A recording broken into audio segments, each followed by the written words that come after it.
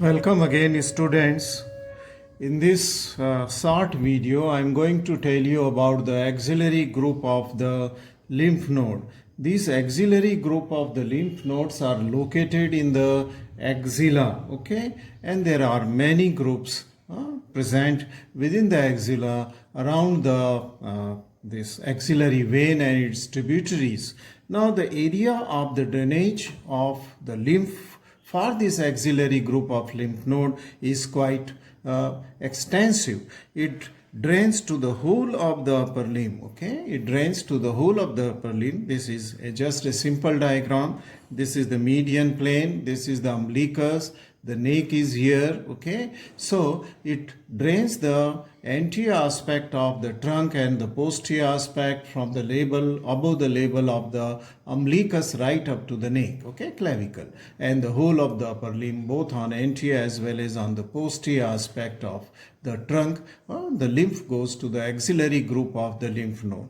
Now this I have drawn a very simple diagram. This is the first rib, then this is the cross section from the surgical neck of the humerus from the scapula. Okay, so this is the anterior aspect, this is the medial aspect, this is the posterior aspect and the lateral aspect. And if you draw cut a section through the axilla here, this will be the structures. Okay, now this diagram will help us to locate the various group of the axillary group of the lymph node. This is the axillary vein anteromedial to that of the axillary artery.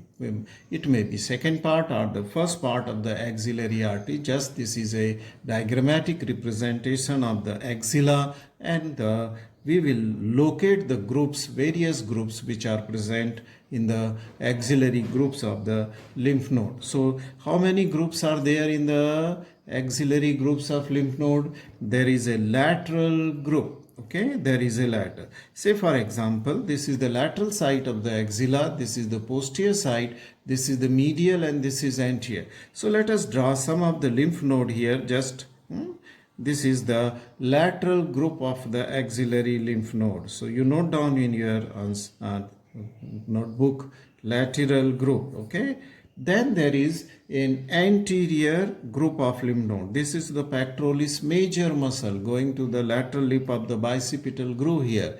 Okay, let me draw you in the color. Okay, so this is the pectoralis major muscle is here.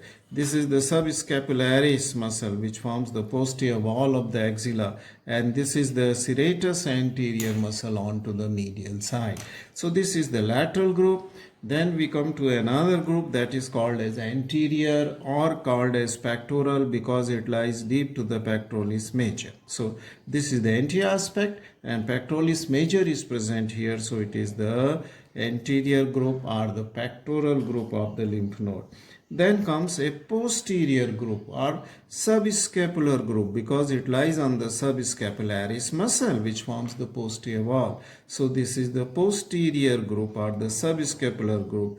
This is the anterior or the pectoral group of the lymph node.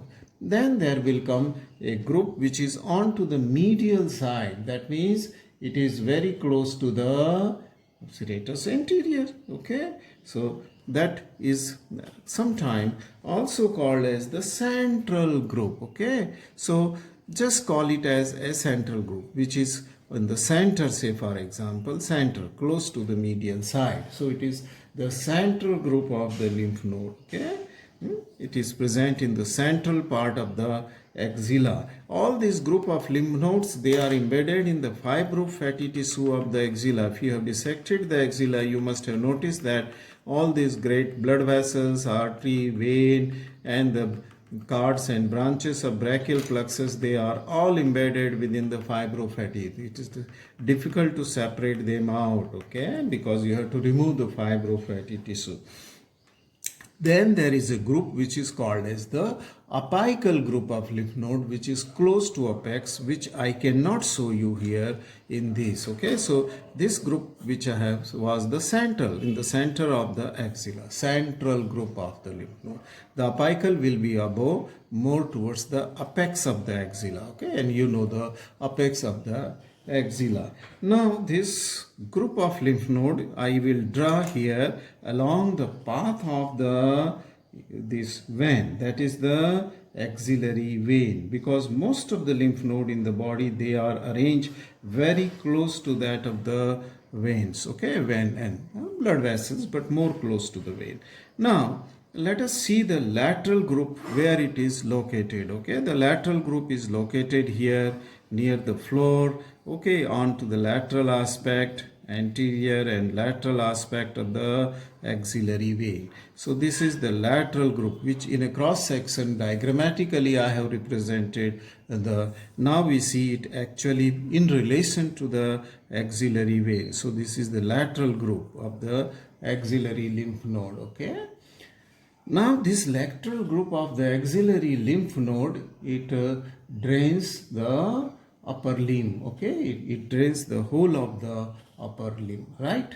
Now then there comes an anterior group of the axillary lymph node, and this anterior group of the axillary lymph node lies deep to the pectoralis major muscle along the lateral thoracic vessel. Here we have shown you it lies deep to the pectoralis major, and here we will show you that it lies along the lateral thoracic vessel. This is the vein I have shown you. The artery will be also here. So this is the anterior group of lymph node. Anterior group, just deep to the pectoralis major muscle. Okay, that's why it is anterior. And this vein was the lateral thoracic vein, which is tributary of the axillary vein and runs along with the lateral thoracic artery. Okay, branch from the second part of the axillary artery. So this is the lateral, anterior group of the lymph node. So we have learned lateral group, anterior group.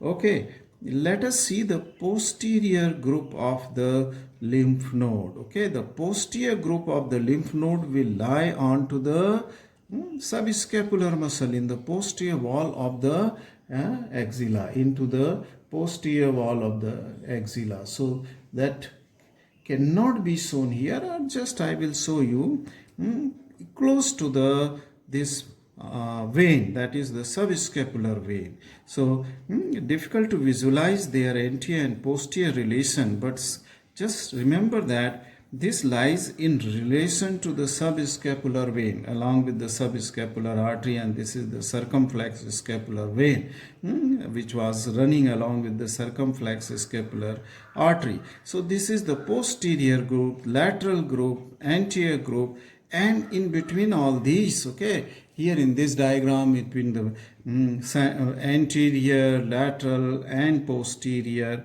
group of the lymph node, okay, there will be the presence of the central group. I will just put the central group, okay, just which is within the center of the axilla. Okay, so in this diagram I cannot show you center as I have shown you here in this cross section. So just remember that this is the central group which lies close to the floor of the axilla. Okay, central group, it is close to the floor of the, so lateral group, then posterior group, then anterior group and central. So these are the four groups of the lymph node which are there, but then there is also a fifth group of the lymph node is there, and this fifth group of the lymph node is called as the apical group of the lymph node, and this group is located near the apex, okay, apex of the axilla. So this is the site where there will be the presence of the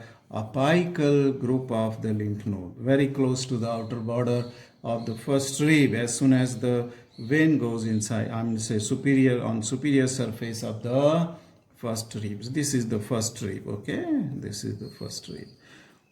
So apical is here, okay, apical group of the lymph node, okay. Now these are the different groups of the lymph node, and lymph from the apical group of the lymph node here on the left side will go to the thoracic duct, and on the right side it will go to the subclavian lymph trunk, and then the lymph from both the sides will ultimately drain into the subclavian vein. So the lymph will ultimately go and mix with the venous flow. Venous flow. Thus, you have learned about the various group of the lymph node. Okay. Now, because the central group is here and this central group is said to be drain the all other group of the lymph node, all three group means the lateral group, posterior group, anterior group. So from the lateral group, the lymph will go here. From posterior group, the lymph will go to the central, and from anterior group also the lymph will go to the central, and then from central it will go to the apical group, and from apical ultimately through thoracic duct or through on the right side through the subclavian lymph trunk, it will ultimately drain into the subclavian vein, okay, to the venous system. Coming quickly to the applied importance of this lymph node, as in the video of the breast, I have told you that this group of the lymph nodes which are located in the axilla, they are very important. They are very important because the cancer of the breast will metastasize or will ultimately go to this axillary group of the lymph node, and then it will go to some other places, okay, after going through the axillary group of the lymph node. And so it is important for a clinician to palpate the axillary group of the lymph node when he suspect a cancer of the breast, okay, cancer of the breast.